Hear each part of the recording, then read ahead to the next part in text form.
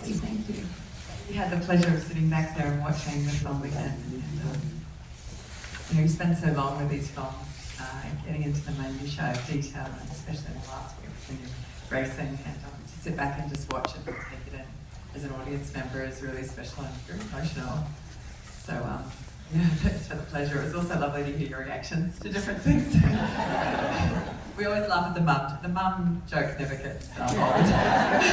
Or the laundry joke. We're happy to take any questions. Anybody has any? Yeah, go ahead. Just kind of a question about the title. Have you explored any other options? That's not meant to be a critique at all. It's just the title Prime Minister doesn't necessarily sell exactly what the film is. Well, that's a good question. There was a lot of discussion about naming it Jacinda, but I think there was also a feeling that a lot of these films about powerful women are named after the woman, and we felt that the film, was really about this period of time in which she held this job, this position as Prime Minister, and so we wanted to call it that instead of call it Jacinda. Go ahead. How do you get access to all of this? Well, it's a really good question. So firstly, her husband Clark is a broadcaster. He's been a broadcaster for many years, and he had the foresight to pick up his camera to capture the story from posterity and for his daughter. One of my companies was doing the Labour campaigns during 2017 and 2020 election. And so we had access to Jacinda, but also the trust and the ability to keep rolling the cameras at times where it was appropriate. I think the extraordinary thing was that those diaries that you listened to, that the Alexander Turnbull Library conducted before Jacinda even became Prime Minister, are not supposed to be released until after the person's dead. So when we found out that we could have access to those, and we heard them for the first time, as documentary makers, we were just like, this is unbelievable. Not only are we hearing what she thought at the time, that she said candidly because she didn't expect anybody to listen to it. We also, Lindsay and I, had the opportunity to go to Boston and have her listen back and reflect on that. So it was an absolute gift as filmmakers. Yeah. Well, this film was really two countries and two filmmaking teams that came together to do this. And Michelle, and with her team in New Zealand, and then brought it to America to a production company, and that's when I came on board and built a team here in America. And we were so lucky to have access to Jacinda in Boston not that long after her resignation. And she was writing and processing her experience. So she was in a really kind of raw and open state, which I think you can see in the interviews that we conducted with her. So that was also a gift, because she was really willing to go deep and reflect on her experience. And she's such an incredible storyteller. She has impeccable comic timing. And it was important to us that her voice anchored the film. That while we were telling this story in the present tense, in the past, we were also reflecting on it in the current moment. So, we wanted to weave her voice throughout and keep you really anchored in her experience. So I hope it did that.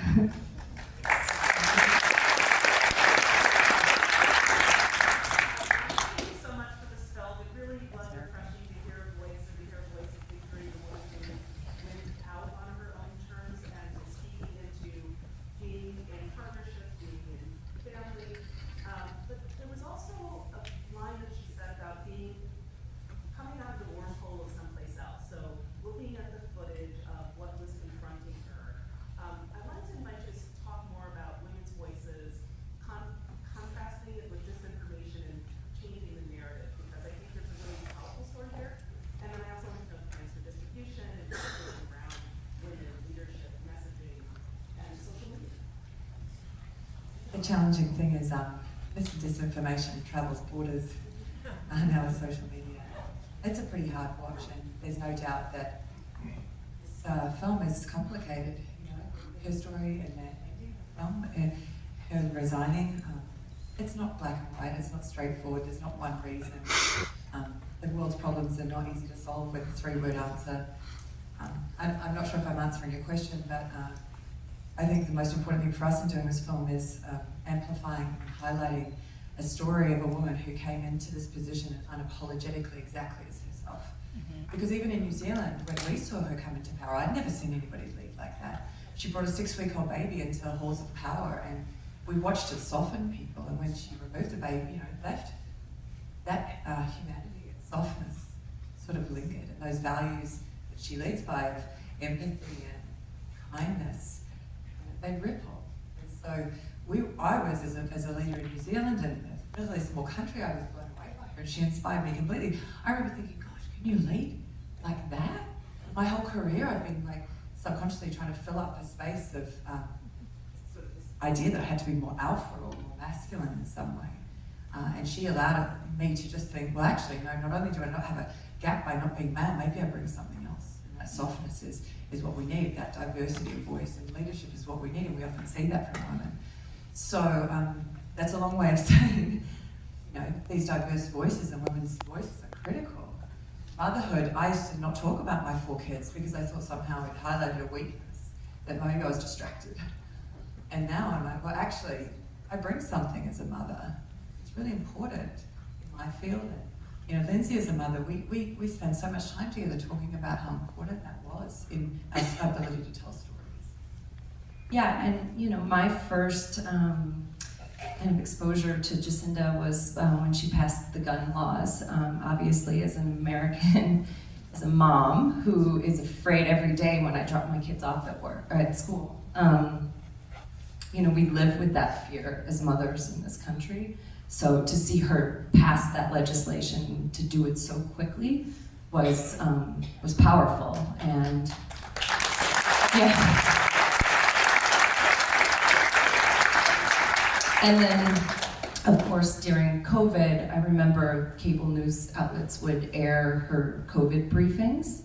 And we were desperate for information here. We were desperate for science-based leadership.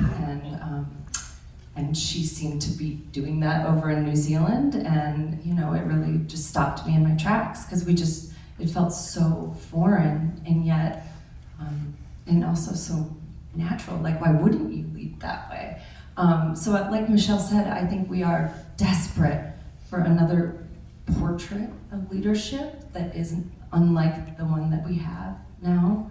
And yeah, so it was important to us to showcase her and, in all of its complexities. And she was incredibly amazing about giving us space to work. She never told us that we couldn't use something.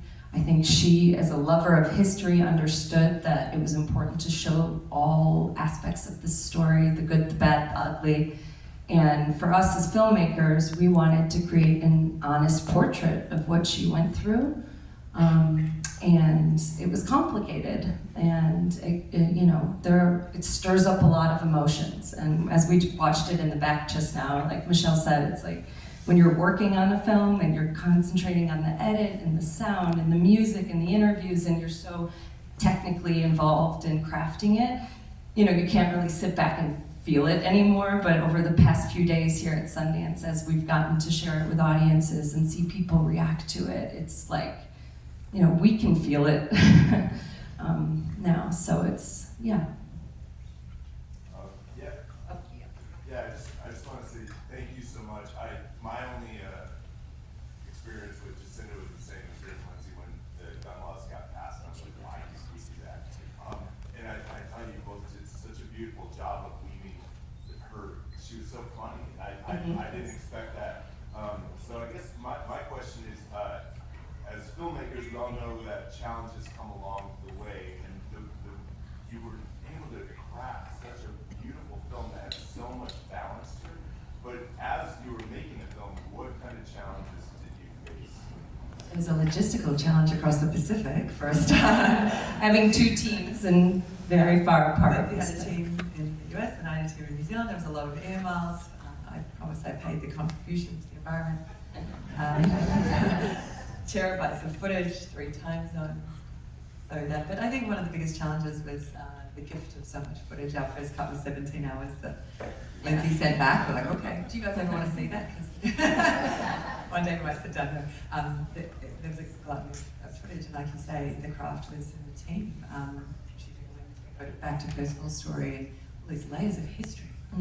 Yeah, and I would like to also mention the incredible filmmaking team behind this. I wish they were here today, but they're not. They're back in Park City. Incredible editors, cinematographers, everybody that worked on this film poured so much love into it, and these are, you know, experienced filmmakers that brought a lot of years of, you know, the craft to this film. But yeah, like any documentary, you are sort of writing the film as you're making it. You're trying to figure out what it is as you're putting it together. So it takes time, you know. It took us some time to find that balance between humor, seriousness, you know, the happiness, sadness. You have a lovely process too that you call the accordion, where you... The accordion process. Because we brought it down to 5 hours, and you're like, it's feeling great, so have we missed something? Well, and you might go back down to 6.5. Yeah, and yeah. So it does this process the whole time, Well, finding the balance. I also truly believe that the film tells you what it wants to be through the process of making it, and that you can't rush that. It takes time. It's like a spaghetti, like a sauce that you let sit on the stove all day, and the longer you let it simmer, the better it is. So, you know, we really took our time in bringing that 17-hour cut down to this 90-minute cut. And you take things out, and if you don't miss them, then they weren't meant to be there. And if you do miss them, they find their way back into the edit. Where there's a couple of those. So it's really just a process, and it's like that until the very end. Yeah. 2 more questions. I was very impressed with her use of Shackleton as an example. Did she use that in her public addresses to New Zealanders? That was, full credit to Lindsay for that. That was your idea, to embed Shackleton and to understand her better. So please. Yeah, I mean, so Shackleton is very important to Jacinda, very important. She talks about Shackleton a lot in her speeches. The first time we shot with her, we talked about Shackleton, and I actually didn't know that much about the Shackleton story, but the more I learned about it, the more I realized that that really was a compass for her. She thinks about this idea of optimism. She said in the movie that his quote, "Optimism is true moral courage." Optimism was a big idea that we wanted to put into the film, and using Shackleton as a device to do that was just something that we thought would resonate. And it also gives you background on her and what inspired her and what kind of anchors her. So yeah, when we saw that film footage, which is extraordinary, that was captured by Frank Hurley, the photographer that was aboard the Endurance when it got trapped. And it just incredible to me that that film survived, and it's that beautiful. And so we just felt emotionally that it brought you into, you know, the kind of essence of who she is and how she thinks. Up here, Yeah. up here. Oh, I just am curious if she's seen it.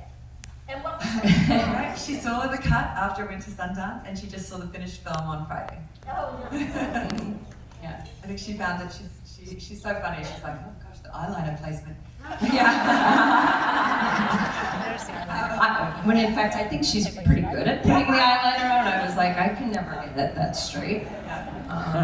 She's like Lindsay said, she's such a lover of history that she wanted it all on camera. She said it's incredibly uncomfortable. But what she said, which we were really happy about, is that she felt it was an accurate portrayal of her time. Yeah. When we showed her the cut for the first time after we submitted to Sundance, we went to New York and showed her the cut. And the moment that she had the strongest reaction to was very surprising to me. It's when she rushes off to deal with the COVID outbreak and Neve starts screaming as she gets in the car. And all of us moms know that. And we left that in the film. We really wanted to run this motherhood thread throughout the film because every mom knows that sound of their child screaming when they have to go tend to their career or their other responsibilities, and it's heartbreaking. And we wanted it to be visceral because it's real. We don't talk about it. We don't talk enough about the, you know, the demands of having a career and being a mom. So it was really interesting that was I remember we were sitting behind her, and when Neve screamed, she just went like that. And so it was that moment that was hard for her. I also just had a question, because I think what's also very interesting is how you portray your partner, which I think for Americans is a very unusual portrayal of a man in a relationship like that, a man who's not threatened. And I was very, because to me that was sort of a help. She didn't do it alone. Right. So I was just curious of the thoughts as you were constructing that narrative, because I also felt that was a key component to that. Well, she says it all the time, that women deserve support. Women deserve support. You cannot do these jobs and have a family without support. So it was important for us to show their relationship and what it looks like to have a spouse that truly is a partner. And, you know, my husband, he does the laundry. You know, we have 2 kids. He does so much of what I guess you would consider typical, like, female tasks or whatever. And I wouldn't have my career without my husband supporting me and our 2 kids. So, you know, I don't think we have enough portraits of that, and it was important to us to show that, because this is really a family story.